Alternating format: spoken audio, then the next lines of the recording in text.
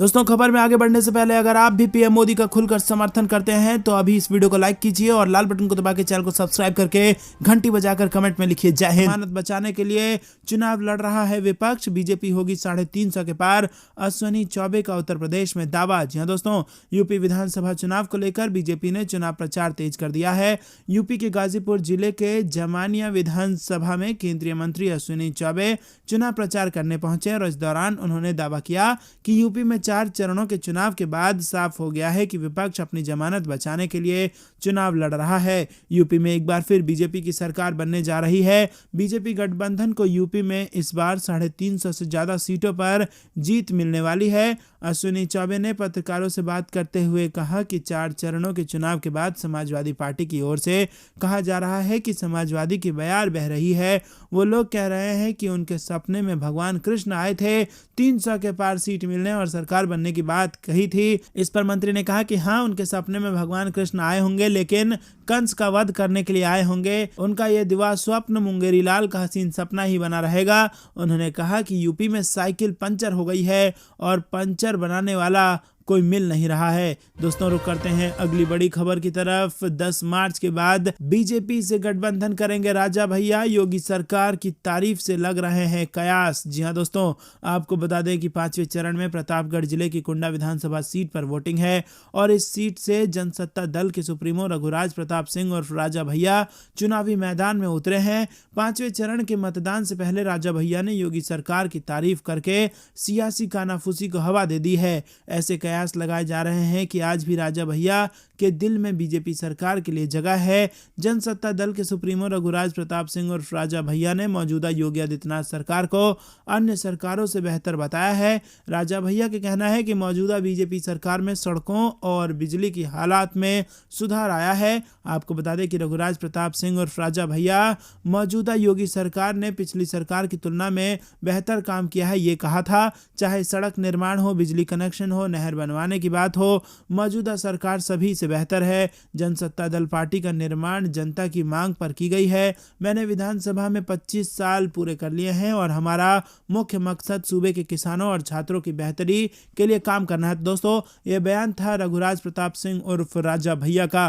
दोस्तों, रुक करते हैं अगली बड़ी खबर की तरफ। मध्य प्रदेश चुनाव से पहले किसानों को साधने का प्रयास, कृषि कानून वापसी के बाद मोदी सरकार ने बनाया यह बड़ा प्लान। जी हां दोस्तों, अगले साल होने वाले मध्य प्रदेश विधानसभा चुनाव से पहले भाजपा किसानों को साधने का प्रयास कर रही है।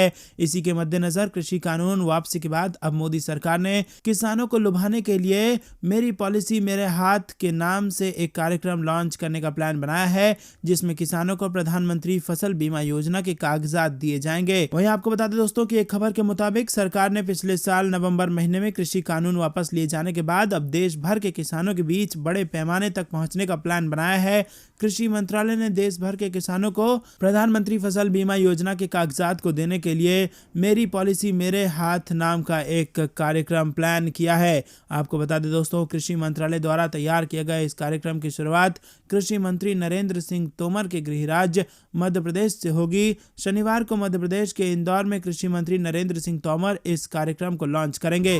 रुक करते हैं अगली बड़ी खबर की तरफ। मंत्री अनुराग ठाकुर ने डिंपल यादव के ज्ञान को ललकारा।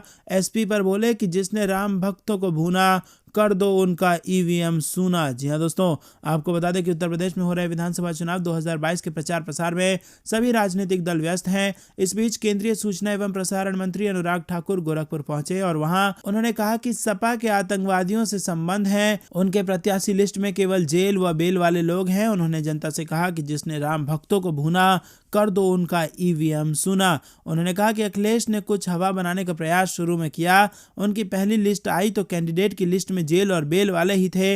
इससे साफ हो गया था कि वो सपा वही है, वही सपा है, वही हवा है। जनता ने मन बना लिया है कि इनको दफा करना है। चौथे चरण के चुनाव के बाद कह सकते हैं कि मुजफ्फरनगर से मऊ तक के दंगों के जो नाम आते थे वो उनकी सूची में से आते थे। उन्होंने आगे कहा कि विधानसभा चुनाव के 4 चरणों तक अखिलेश यादव के परिवार से कोई नाराज नहीं आता। और 5वें चरण में अखिलेश यादव की पत्नी डिंपल यादव ने भी प्रचार करना शुरू कर दिया है। उन्होंने भगवा रंग का अपमान किया है और उनके अंदर ज्ञान की बहुत कमी है। उन्हें यूपी की जनता और संत समाज से माफी मांगनी चाहिए। दोस्तों, रुक करते हैं अगली बड़ी खबर की तरफ।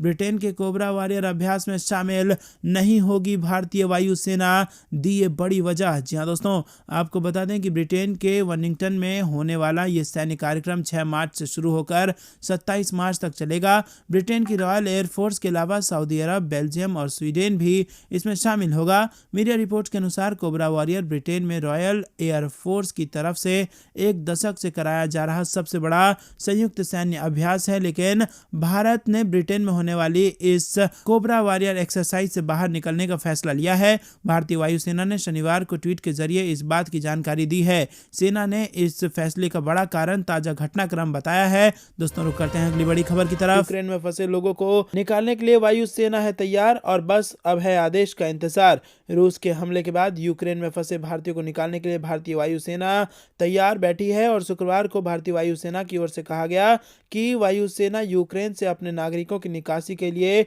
हर जरूरत के लिए तैयार है। और रूस की ओर से हमले के बाद यूक्रेन में 15,000 से ज्यादा नागरिक फंसे हुए हैं। हालांकि उनकी निकासी के लिए भारत सरकार हर संभव विकल्प पर विचार कर रही है और आगे बढ़ रही है। इंडियन एयरफोर्स के प्रवक्ता विंग कमांडर आशीष मोघे ने कहा कि भारतीय वायुसेना यूक्रेन से हमारे नागरिकों की निकासी की किसी भी वक्त आवश्यकता के लिए तैयार है। दोस्तों, रुक करते हैं अगली बड़ी खबर की तरफ। यूक्रेन पर हमला तेज, राजधानी कीव में घुसी रूस की सेना और दूसरे देशों को पुतिन की चेतावनी। जी हाँ दोस्तों, यूक्रेन के शहरों और अन्य ठिकानों पर हवाई हमले करने और 3 तरफ से सैनिकों और टैंकों को भेजने के बाद शुक्रवार को रूसी बल राजधानी कीव के बाहरी इलाकों तक पहुंच गए और राजधानी में धमाकों की कई आवाजें सुनी गई।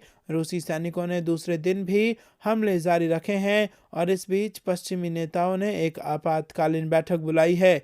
यूक्रेन के राष्ट्रपति ने एक ऐसे हमले को रोकने के लिए अंतर्राष्ट्रीय मदद की गुहार लगाई है जो उनकी लोकतांत्रिक रूप से चुनी गई सरकार को गिरा सकता है। बड़े पैमाने पर इसमें लोग हताहत हो सकते हैं और वैश्विक अर्थव्यवस्था को नुकसान पहुंचा सकते हैं। यूक्रेन के खिलाफ बड़े सैन्य अभियान की घोषणा करते हुए पुतिन ने अंतर्राष्ट्रीय स्तर पर निंदा एवं प्रतिबंधों को नजरअंदाज किया और अन्य देशों को चेतावनी दी कि रूसी कार्रवाई में किसी प्रकार के हस्तक्षेप के प्रयास के ऐसे परिणाम होंगे जो उन्होंने कभी नहीं देखा होगा। दोस्तों, रुक करते हैं अगली बड़ी खबर की तरफ।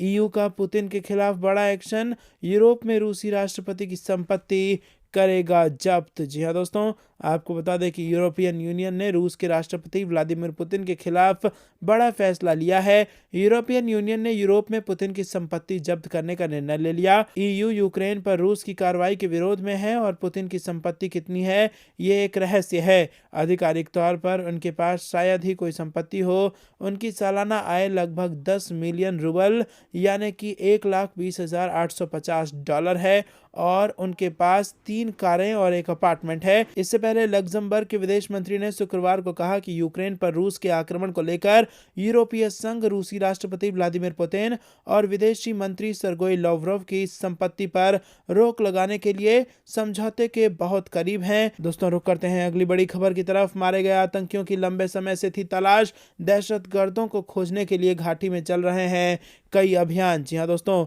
आपको बता दें कि शोपिया जिले के अमीशपोरा में मारे गए आतंकियों की लंबे समय से तलाश चल रही थी। संदिग्धों के एक स्थान पर होने की सूचना के बाद शुक्रवार को अभियान चलाया गया और इस बीच एक घर में कुछ हलचल दिखी। सुरक्षा बल जब उस जगह पर पहुंचे तो आतंकियों ने उन पर फायरिंग कर दी और इसके बाद सुरक्षा बल अलर्ट हो गए। मौके पर बड़ी संख्या में नागरिकों के मौजूद होने के बाद पहले उन्हें सुरक्षित स्थान पर पहुंचाया गया। जवानों ने जवाबी कार्रवाई करते हुए आतंकियों को मौके पर ही मार गिराया। उनके पास से बड़ी संख्या में हथियार मिले हैं और अभी भी अन्य के इलाके में फंसे होने की सूचना है और उनके खिलाफ अभियान चलाया जा रहा है।